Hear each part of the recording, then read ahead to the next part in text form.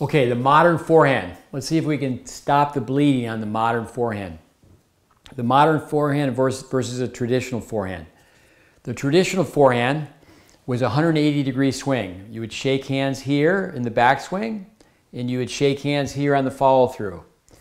Put the penny on edge and swing all the way through in this position. Now, at least years ago, people were trying to teach tennis. They didn't have that much information. Now, 2014, I've been in this for 40 years teaching tennis. So, racket back, shake hands in the backswing, shake hands on the follow-through, penny on edge here, penny on edge throughout in this position. I think about the Andre Agassi commercials when he started with Nike. He said, this is what they don't teach at the country club. Well, old school, new school, there is no school. The traditional forehand, in 1977, Vic Braden wrote a book, Tennis for the Future. And I can remember where people thought Vic Braden was a topspin fanatic. That what is this guy talking about with topspin? And when it really comes right down to looking at what players are doing today and what Braden professed in his first book, Tennis for the Future, the angle of the racket face closes this way. He realized that the court, through his study, was 20 degrees wide, less than 20 degrees from the baseline. So you come back down here and you close the racket face. When the angle of the racket face is down, now the angle of the racket face is up. So almost degree for degree, inch for inch as you close the racket face. Now the racket face goes up in this position. Open stance, closed stance, semi-open stance, square stance, you have to be able to do it all. It's not a matter of just telling everybody you have to have an open stance in the modern forehand. When it comes down to the traditional forehand, yes, was wrong, wrong, wrong. But don't think that what Braden was doing was the traditional forehand. He's the one who broke barriers by saying, no, it's not a 180-degree swing on a 20-degree court.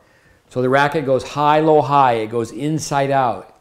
And if you went back, we have that on our educational course.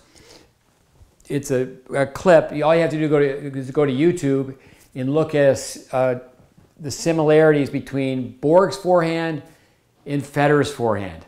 It's a unit turn. The racket's up high. They let the racket go low. The racket gets in the slot. They go way away from their body. They can increase the upward angle and go in this position. Certainly they can swing very, very fast. Now we teach people not to be wristy and go out, check out the follow-through, and that's when you look at high-speed film, you'll see pros go way out like this, and then the racket disappears up over their shoulder. If you look at a biomechanical screen sketch between Federer and Nadal, it's really not that much different. Nadal's grip is a little further over. He closes the racket face. He definitely swings up more, and he imparts more revolutions per second. But when it comes down to the modern forehand, if you Google the modern forehand, you're going to get an endless amount of hits. But if you Google the modern backhand, there's almost nothing. So people are so confused, and tennis arguments really don't get past the forehand. This is something we say all the time, and it's a Bradenism. The dimensions of the court and physical laws dictate stroke production. No coach's opinion or any unique theory. But when it comes down to how pros are playing today and how they were playing years ago, yes, there's been changes. But there haven't been atmospheric changes. There's still gravity.